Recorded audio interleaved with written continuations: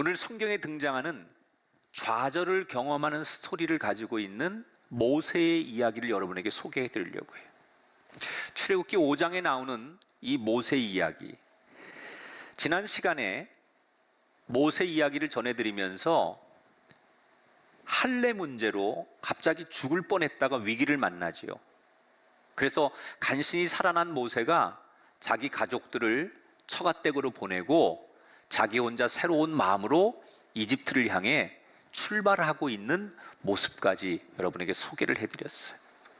자, 혼자 이집트를 향해 걸어가고 있는 모세에게 잠시 뒤에 놀랄만한 일이 생깁니다.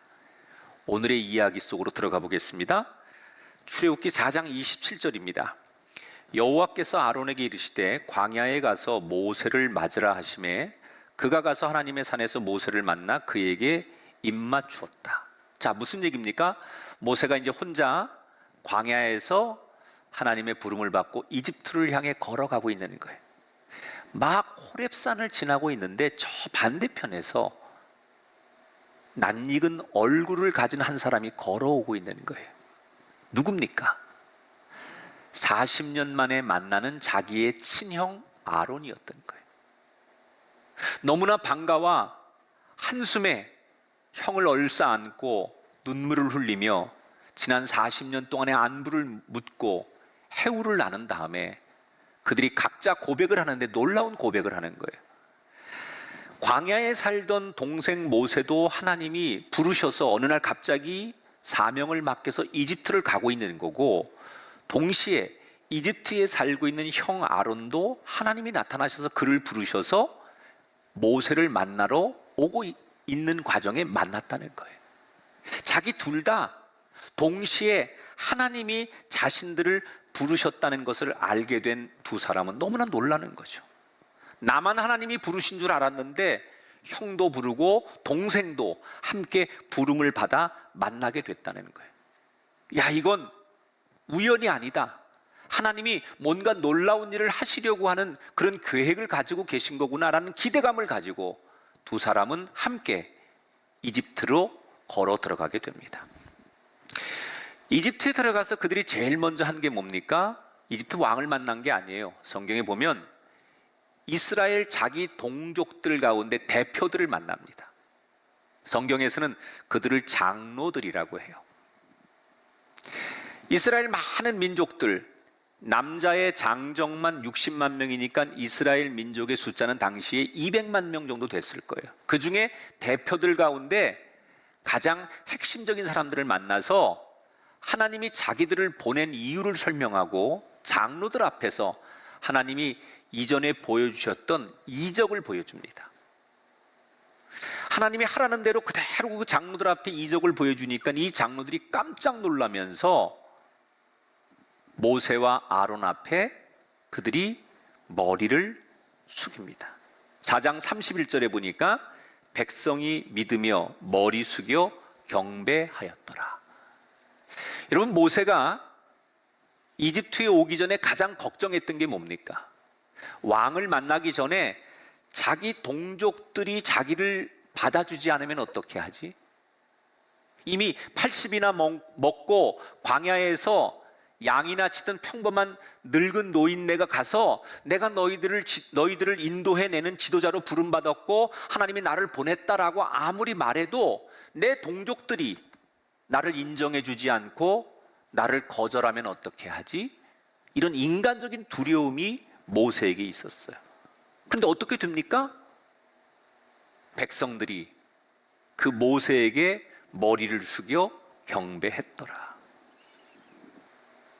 모세가 자기의 능력이나 자기 힘으로 하려고 할 때는 사람들에게 거절을 당합니다. 그러나 하나님께서 하시는 일에 자기가 순종하고 참여했더니 모든 사람들로부터 인정을 받았다는 거예요.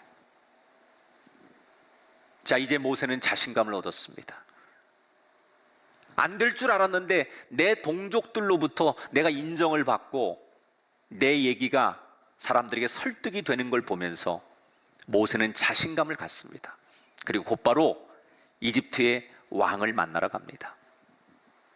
너무나 오랜만에 낯선 왕궁의 분위기를 느끼면서 두 사람은 왕을 만나자마자 자신 있게 왕에게 이렇게 소리쳐 말하죠. 5장 1절입니다. 이스라엘의 하나님 여호와께서 이렇게 말씀하시기를 내 백성을 보내라. 그러면 그들이 광야에서 내 앞에 절기를 지킬 것이니라 하셨나이다. 자, 지금 여러분, 하나님께서 이스라엘 백성들을 이집트에서 노예 생활하고 있는 그들을 건져내시는 거예요. 이걸 우리가 구원받는다고 하는 거예요. 그들을 건져내시는, 구원해주는 이유가 뭡니까? 하나님께서 이스라엘 백성들을 이집트의 노예에서 구원해 주려고 하는 목적이 뭡니까? 이스라엘 백성들이 하나님 앞에 울면서 우리를 버리지 말고 우리를 구원해 달라고 기도했기 때문에 그 기도를 들어주신 건 맞지만, 하나님이 이스라엘 백성들을 구원해 내시는 목적이 있었던 거예요. 그 목적이 뭡니까? 여기 오늘 성경에 나오잖아요. 조금 전에 읽었던 5장 1절에 뭐라고요? 너희들이 그 이집트 땅에서 구원받아 광야에 나와서 내 앞에서 절기를 지켜라. 다른 말로 말하면 마음 놓고 나를 향하여 예배하라, 그런 뜻이에요. 그러니까 이 말을 오늘 이 시대 예수 믿는 사람들이 그대로 적용하면 무슨 얘기냐? 왜 하나님께서 저와 여러분을 예수 믿게 하셨습니까? 그 이유는 우리로 하여금 하나님을 예배하라는 뜻이에요. 어떤 사람에게는 인생의 순풍을 주기도 하시고 어떤 가정에게는 인생의 역풍을 주시는 이유가 뭡니까? 그게 순풍이든 역풍이든 잘 될 때든 안 될 때든 하나님은 우리에게 하나님을 예배하는 사람이 되기를 원하신다는 거예요. 여러분, 우리가 하나님 앞에 예배하기 전에 어떤 사람이었습니까? 우리는 돈을 향하여 쫓아가던 사람, 명예를 향하여 쫓아가던 사람, 먹고 살기 위해서 쫓아가던 사람. 그게 여러분 좋은 말로 말하면 그런 거지만 결국 뭐예요? 우리는 돈을 향해 쫓아가기 때문에 돈에 의해서 울고 웃고, 내가 명예를 얻고 잃어버리는 거에 울고 웃고, 내가 출세하는 거에 울고 웃었다면 우리는 돈과 사람과 명예의 종로로 됐던 거 아닙니까? 돈이 우리를 지배했던 거고 세상이 우리를 지배했고, 우리는 그 세상에 의해서 울고 웃고 했으니까 우리는 세상의 종로로도 하던 사람들이에요. 그런데 그런 우리들을 하나님께서 부르셨어요. 이제 그 세상의 종로로 타지 말고 나를 예배하는 사람이 되어라. 더 이상 세상 때문에 울고 웃는 너희들, 사람 때문에 울고 웃는 너희들 되지 말고 나를 향하여 울고 웃는 사람이 되어라. 그래서 우리를 하나님이 부르신 거예요. 그래서 오늘 우리는 하나님 앞에 예배하는 거예요. 인간이 누릴 수 있는 최고의 축복은 하나님을 예배하는 거예요. 더 이상 세상 종로로 타지 않고 하나님만 바라보고 하나님만 예배하는 거예요. 이집트 땅에 살던 이스라엘 백성들을 구원해 내시는 거 아니에요. 그 더 이상 종로로 타지 말고 그 애굽에서 건져내시는 이유는 하나님만 예배하라는 거예요. 우리를 오늘 이 자리에 예배자로 부르신 이유는 더 이상 우리 보고 세상의 종로로 타지 말라라고 하는 거예요. 그렇다면 오늘 이 예배를 드리시는 저와 여러분은 최고로 복받은 사람입니다. 그리고 그 누구도 예배 드리려고 하는 사람을 방해하는 것은 사탄의 종노릇을 하는 것과 똑같습니다. 사랑하는 여러분, 여러분은 지금 예배를 잘 드리고 계십니까? 비록 우리가 성전에 모여서 예배를 드릴 수는 없지만 전 세계 전국에서 각자의 자리에서 예배를 드리고 있지만 여러분의 예배가 마음과 정성을 다하는 예배입니까? 우리의 인생이 순풍이든 역풍이든 우리 인생을 풀어나갈 중요한 실마리가 뭐냐? 바로 예배라는 거예요. 혹시 마음이 불안하고 인생의 어려움을 만나신 가정이 있거든, 여러분, 그 어려움을 해결하는 실마리가 뭐냐? 하나님 앞에 예배하는 거라는 것을 절대로 잊지 마시기 바랍니다. 자, 지금 모세와 아론은 당당하게 내 백성들을 자유롭게 해라, 내가 그들을 데리고 이 애굽 땅에서 벗어날 것이다, 이렇게 왕에게 전하지요. 여러분이 이집트 왕 바로라면 이 말을 듣고 어떻게 하실 것 같아요? 아마 대부분은 이렇게 하지 않을까요? 5장 2절에 보니까 야, 여호와가 누구이기에 내가 이스라엘을 보내겠느냐? 나는 여호와를 알지 못하니 이스라엘을 보내지 아니하리라. 이집트 왕이 뭐라고 해요? 네가 말하는 여호와 하나님이 누구냐? 난 그를 알지 못한다. 정말 여러분, 이집트 왕이 여호와 하나님이 누군지 모를까요? 한 번도 들어본 적이 없는 이름일까요? 그렇지 않을 거예요. 이집트 땅에 살고 있는 많은 이스라엘 노예들이, 그 노예들이 날마다 찬송을 부르고 예배를 드리고 섬기는 신이 여호와 하나님이라는 것을 이집트 왕도 알고 있어요. 아, 우리 노예들이 섬기는 신, 우리 노예들이 좋아하는 신, 저들이 믿는 신, 그게 여호와 하나님이라는 것을 이집트 왕은 알고 있어요. 그런데 모세 앞에서는 그 이름이 누구냐? 나는 그 이름을 모른다라고 얘기했어요. 이거는 그 이름을 처음 들어서 모른다는 얘기가 아니라 그 이름을 인지하고는 있지만, 지식적으로는 알고 있지만, 귀로는 들었지만 그 하나님의 전지전능함과 영원 불변하심을 내가 믿지 않기 때문에 모른다는 얘기예요. 여러분, 아는 것과 믿는 건 다른 거예요. 내가 들어서 알아요. 남의 이 얘기를 통해 들어서 알아요. 그러나 내가 신뢰하고 내가 믿고 내가 의지할 때 그걸 믿음이라고 하는 거예요. 우리 모두는 하나님 앞에 믿음의 사람이 돼야지, 내가 아는 것으로, 내가 교회를 알고 성경을 알고 하나님에 대해서 아는 것으로 내가 믿음이 있다고 착각하면 안 됩니다. 난 하나님을 믿습니다. 난 하나님을 신뢰합니다. 하나님이 기적을 일으키시고 하나님이 이 땅의 주인이심을 나는 믿습니다. 이것이 진정한 믿음이라는 거예요.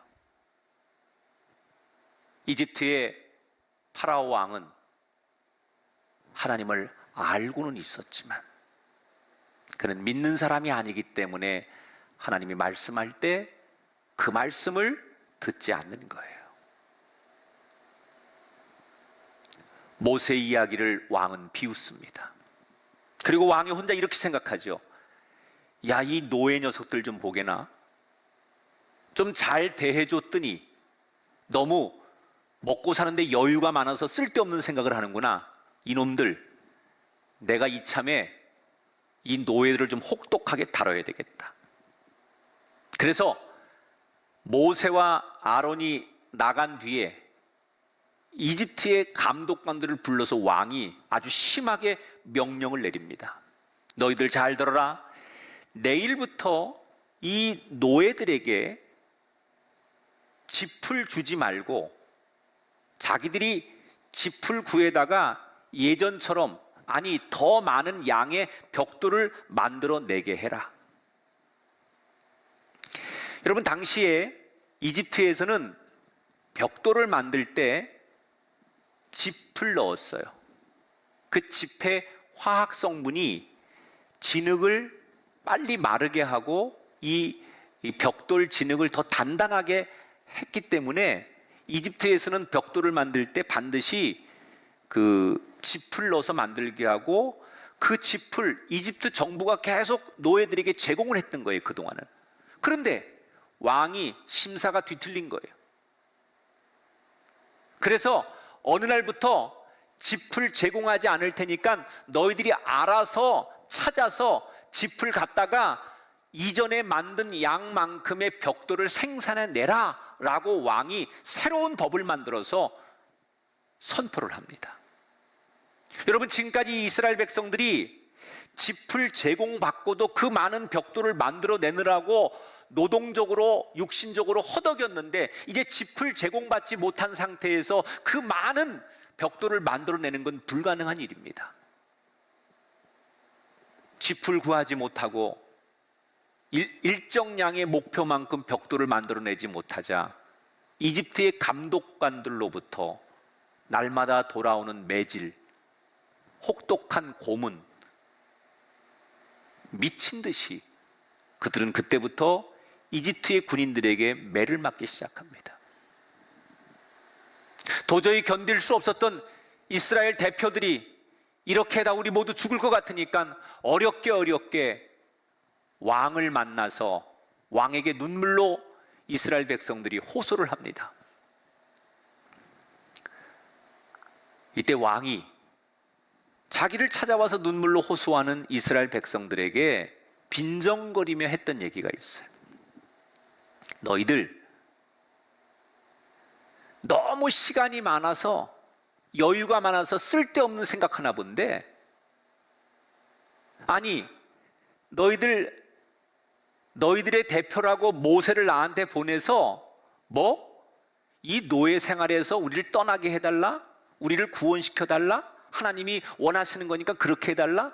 너희들의 대표를 통해서 나에게 그런 얘기 전하는데 너희들 배부르고 등 따시워서 쓸데없는 소리 하는 거니까 지금부터 너희들 고생 좀 해봐. 그리고는 백성들의 요구를 묵살해 버립니다. 자, 지금 왕의 의도는 굉장히 정치적인 거예요. 이 백성들을 더 아주 잔혹하게 대하고 매몰차게 대함으로 백성들의 마음속에 이렇게 일을 만들어버린 모세가 자기들에게 쓸모없는 지도자, 더 이상 신뢰할 수 없는 지도자, 그래서 모세와 이스라엘 백성들을 갈라놓는 고도의 정치적인 계산이 이 왕의 머릿속에 있는 거예요. 아니나 다를까요? 이스라엘 백성들은 자기들이 이렇게 어려워진 일이 다 모세 때문이라고 생각하는 거예요. 어느 날 갑자기 그냥 잘 살고 있는 우리들에게 모세가 나타나서 하나님께서 너희들을 구원해 내시려고 계획을 세워서 나를 보냈으니 나를 따르라, 이렇게 말한 것으로부터 시작해서 이 모세가 왕에게 나가서 허튼 소리를 했기 때문에 지금 이렇게 우리가 더 어렵게 됐다고 생각하는 거예요. 여러분, 백성들의 입장에서는 자기들이 이렇게 고통을 당하고 삶이 더 고되고 어려워진 이유가 모세 때문이라고 생각하는 것 당연한 겁니다. 그런데 여기서 물어볼 게 하나 있어요. 이스라엘 백성들은 과연 이 상황이 그저 억울한 피해자에 불과한 것일까? 자, 제가 여러분에게 두 군데의 성경을 읽어드릴 거예요. 우선은 출애굽기 3장 18절 말씀입니다. 자, 하나님이 맨 처음 모세에게 나타나셔서 모세에게 하셨던 명령이에요. 이렇게 명령하십니다. 너는 장로들과 함께 애굽 왕에게 이르기를 우리가 우리 하나님 여호와께 제사를 드리려 하오니 사흘 길쯤 광야로 가도록 허락하소서 하라. 이게 처음 하나님이 모세에게 명령하신 내용이에요. 그런데 5장 1절부터 3절에 보면 실제로 왕에게 갈 때 누가 가는지 보세요. 모세와 아론이 바로에게 가서 이르되 우리가 광야로 사흘 길쯤 가서 우리 하나님 여호와께 제사를 드리려 하오니 가도록 허락하소서. 제일 처음에 하나님께서 이집트에 가거든 왕을 만나는데 그때는 너희 둘만 가지 말고 이스라엘 대표 장로들과 함께 왕에게 가라, 이렇게 하나님이 명령하셨잖아요. 그런데 왕 앞에 나갈 때 모습은 뭐예요? 장로들은 없고 모세와 형 아론만 둘이 왕을 만나러 갔어요. 장로들은 다 어디 가고 왜 2명만 간 겁니까? 이 본문에 학자들은 여러 가지 의견이 있는데 가장 다수를 차지하는 의견이 어떤 거냐? 장로들이 두려워 도망갔을 것이다. 처음에는 모세와 아론과 함께 왕을 만나러 가기로 하지만 막상 시간이 지나고 왕 앞에 나가는 시간이 점점 다가오자 그 무시무시한 왕이 두려운 거예요. 그래서 하나둘씩 핑계를 대며 도망가기 시작합니다. 그러면서 자기들은 못하지만 모세와 아론이 우리의 영웅이 되어서 이 일을 감당해 주기를 바라는 거예요. 어쩌면 하나님께서 같이 하라고 하셨는데 나는 빠지고 나는 못하고 내 대신 다른 사람이 내 일을 해결해 주기를 바라는 이스라엘 백성들의 심리를 오늘 성경은 지적하고 있는 거예요. 여러분, 이런 상태로 이스라엘 백성들을 구원해 봤자 하나님 입장에서 무슨 소용이 있겠습니까? 왕 앞에 나가서 담대하게 하나님의 뜻을 전하지 못하는 아직 준비되지 않은 이스라엘 백성들을 구원해 준들, 준비가 되어 있지 않은 그들에게 은총을 베푼들 무슨 소용이 있겠냐는 거예요. 그래서 하나님은 그들이 하나님을 더 간절히 찾을 때까지 오히려 더 힘든 현실로 그들을 몰아붙인 거예요. 그러면 지금 이스라엘 백성들이 이 상황에서 해야 될 일은 뭡니까? 모세를 원망하며 우리 문제를 해결해 줄 영웅을 기다리는 겁니까? 아니면 현실에 굴복하며 이집트 왕에게 무릎을 꿇는 겁니까? 하나님이 지금 문제를 해결하기 위해서 그들에게 제공한 실마리가 뭡니까? 투게더, 함께 가라는 거예요. 왕 앞에 나갈 때 누구를 대리인으로 세우고 내 문제를 해결해 줄 영웅이 이 문제를 해결해 주길 기다리지 말고 너희 장로들고 모세와 아론과 함께 왕에게 나가서 같이 이야기하고 같이 의견을 얘기하고 같은 마음으로 움직이라는 거예요. 어려울수록 힘들수록 힘을 합치라는 거예요. 이게 하나님의 뜻이었어요. 그런데 그들은 자기들은 빠지고 모세와 아론만 왕 앞에 나가도록 한 거예요. 여러분, 이게 얼마나 중요한 문제인지 몰라요. 실제로 이스라엘 민족이 언제 해방이 됩니까?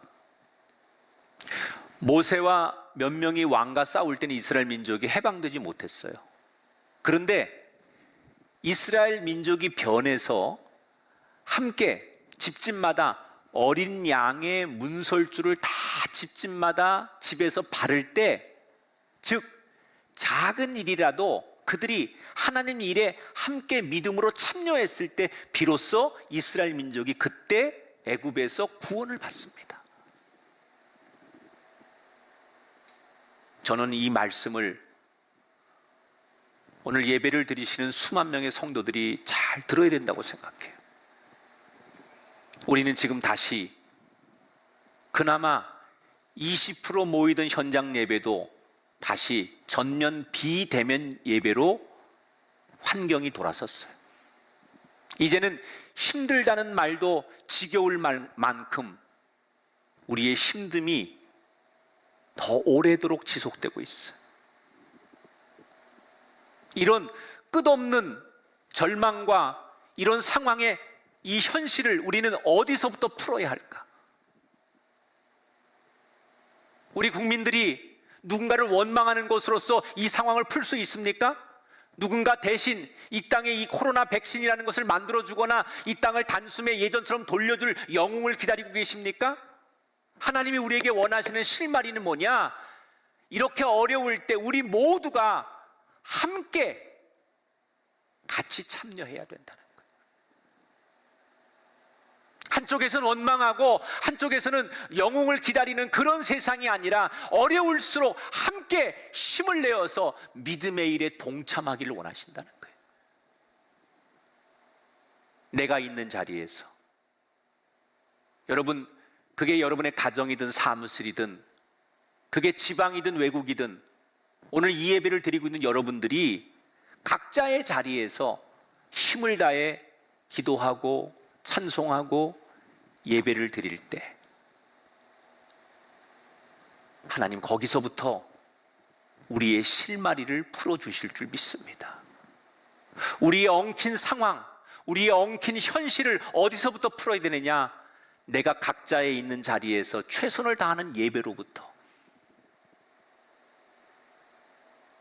영웅을 기다리는 장로가 되지 마시고 비록 작은 일일지라도 하나님 앞에 이렇게 여러분 각자의 자리에서 믿음으로 함께 예배하실 때 하나님께서 이 땅에 엉켜있는 실과 같은 이 실타래를 풀 수 있는 실마리를 허락할 줄 믿으면서 지금 예배하고 있는 여러분 중요하신 분들입니다. 여러분 숨어서 예배하는 분들이 아닙니다.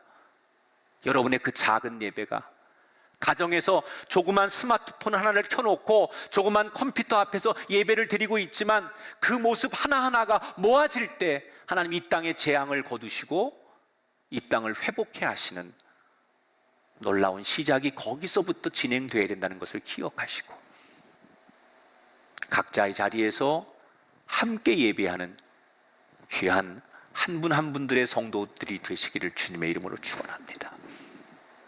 지금 모세는 왕을 만나 첫 번째 만남에서 처절한 실패를 경험합니다. 그리고 모세는 자기 뜻대로 안 되자 왕을 만나고 나와서 울면서 하나님을 원망하기 시작합니다. 모세의 마음속에는 자기 때문에 혹 백성들이 더 어려워진 건 아닐까 이런 미안함이 있었어요. 하나님이 자기를 보내서 오긴 왔지만 내가 중간에 왕에게 나가서 협상을 잘 못해서 나 때문에 백성들이 더 어려움을 당한 건 아닐까 이런 미안한 감정들이 모세에게 있었어요. 그래서 하나님 앞에 거칠게 하나님 왜 내 백성들이 이렇게 힘들어야 합니까? 도대체 내 백성들이 이렇게 지금 고문을 당하고 매를 맞고 학대를 당하는데 하나님은 도대체 어디 숨어서 뭘 하시는 겁니까? 왜 내 백성들의 울부짖음을 하나님 외면하시는 겁니까? 이렇게 괴로움에 하나님 앞에 울부짖기 시작하죠. 이때 하나님께서 울부짖는 모세에게 나타나셔서 하셨던 말씀이 출애굽기 6장 1절의 말씀이에요. 여러분 다 같이 한번 말씀 각자의 자리에서 읽어보시기 바랍니다. 이제 내가 바로에게 하는 일을 내가 보리라. 강한 손으로 말미암아 바로가 그들을 보내리라. 자, 여기 아주 굉장히 주목해야 될 표현이 하나 있어요. 여러분 한번 따라하세요. 내가 바로에게 하는 일. 내가 하나님 뭐라고 그랬어요? 내가 이집트의 왕에게 하는 일을 너희들은 보라. 지금 하나님이 모세에게 실망하고 좌절하고 항의하는 모세에게 하나님이 주셨던 말씀이 뭐예요? 모세야, 내가 하는 일을 너는 가만히 봐라. 왜 하나님이 모세에게 이런 표현을 하셨을까요? 하나님이 지금 모세를 바라보실 때 모세는 여전히 내가 뭔가를 해야 되는 사람으로 보시는 거예요. 물론 처음에 모세를 호렙산에서 부를 때에 비하면 모세가 그때보다는 훨씬 순종적으로 많이 나아지긴 했지만 아직도 모세의 마음속에는 내가 뭔가를 해내야 된다는, 내가 뭔가를 하지 않으면 안 된다는 자기중심적인 사고가 있었던 거예요. 그래서 내가 백성들을 책임져야 되고 내가 바로 왕을 설득해야 되고 내가 이끌어내야 되고 내가 결과물을 만들어야 된다라고 하는 자기중심적인 생각이 아직도 모세에게 있었다는 거예요. 만약에 그런 상태에서 바로가 이스라엘 백성들을 풀어주면 모세는 평생 무슨 생각을 하고 살았을까요? 야, 내가 잘해서 내가 대단해서 평생 자기를 자랑하고 자기를 과신하며 살지 않았겠습니까? 그래서 그런 상태를 너무나 잘 알고 있었던 하나님은 왕가의 첫 번째 면담에서 모세를 실패하게 하셔서 아하, 내 힘으로는 왕을 이길 수 없구나. 아무리 내가 대단하고 능력이 있고 기적을 행할 수 있어도 내 생각대로 되는 게 아니구나 라는 것을 철저하게 알게 하신 거예요. 그러면 실패한 모세는 무엇으로 이 상황을 풀어나가야 합니까? 아, 나는 안 되는구나. 그래서 도망자가 돼야 되거나 주저앉고 포기해야 되는 사람이 되어야 되는 겁니까? 아닙니다. 내 힘으로 안 되는 걸 알았기 때문에 나의 힘을 빼고 하나님께 맡겨야 되는구나라는 것을 결단해야 돼요. 물론 사람이 내가 할 일은 내가 해야 돼요. 그 일은 맡겨진 일에 최선을 다하라는 거예요. 그런 다음에 하나님께 주도권을 맡기라는 거예요. 많은 사람들은 내가 열심히 했으니까, 내가 노력했으니까 내가 원하는 결과대로 돼야 돼라고 생각합니다. 그건 신앙이 아닙니다. 내가 최선을 다했습니다. 내가 정말 누구보다 노력했습니다. 그러나 결과를 하나님께 내어 맡기는 것, 이것이 주도권을 하나님 앞에 내어놓는 신앙인의 자세라는 거예요. 내 생각, 내 뜻, 내 계획, 내 힘 다 빼고 모든 일의 주도권을 하나님께 드리는 것.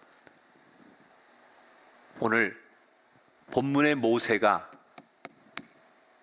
붙잡아야 될 실마리가 바로 이거였다는 거예요. 우리는 지난 1년간 이 코로나19의 전국을 이겨내기 위해 발버둥을 쳤지 않습니까? 이겨내려고 몸부림치고 견뎌보고 또 노력했습니다. 그러나 결과적으로 상황은 점점 더 악화되어서 여기까지 왔습니다. 모든 사람들의 일상의 문이 다 닫혔습니다. 우리는 그동안 간절히 기도했고 열심히 노력했고 정부 당국에 협조하고 성숙한 시민의식을 가지고 최선을 다했는데 왜 안 되는 걸까요? 우리가 얼마나 연약한 존재인지, 우리가 얼마나 부족한 사람인지, 인간이 얼마나 볼품없는 존재인지, 이걸 알게 하시려고 하는 하나님의 뜻이 있다고 봅니다. 그렇다면 지금 우리는 엉키고 설킨 이 전국의 현황을, 우리의 상황을 어떻게 풀어가야 될까요? 지금까지 내 힘으로, 우리의 힘으로 뭔가 해보려는 이 생각을 과감하게 버리고 모든 주권을 하나님 앞에 내어드리는 겁니다.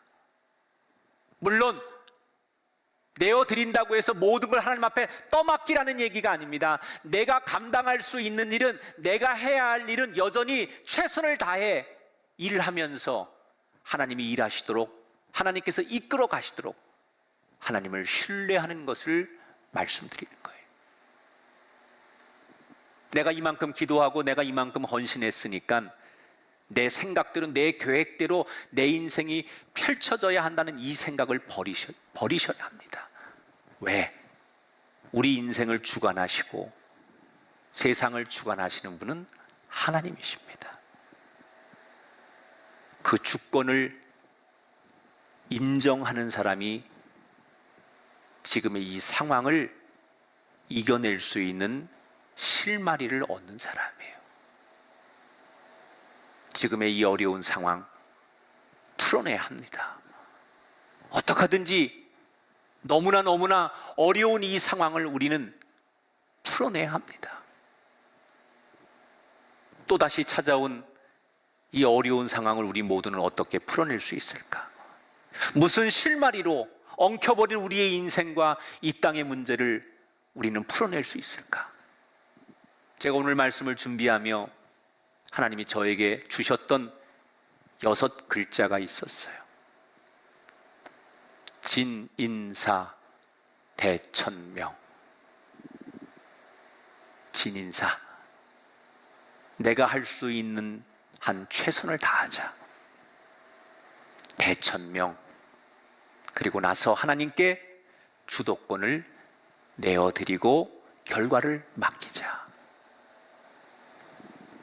나는 어려움이 있을 때마다 이 두 가지에 충실하고 승리하셨던 예수님처럼 우리도 이 두 가지로 우리의 어려운 상황들을 이겨나가는 또 다른 모세가 되시고 출애굽의 주인공이 되시기를 축복합니다. 여러분에게 하나님 출애굽을 허락하실 겁니다. 어렵고 힘든 상황, 오늘 말씀을 통해서 실타래를 풀어가는 실마리를 얻는 축복된 하나님의 자녀들이 되시기를 주님의 이름으로 축원합니다.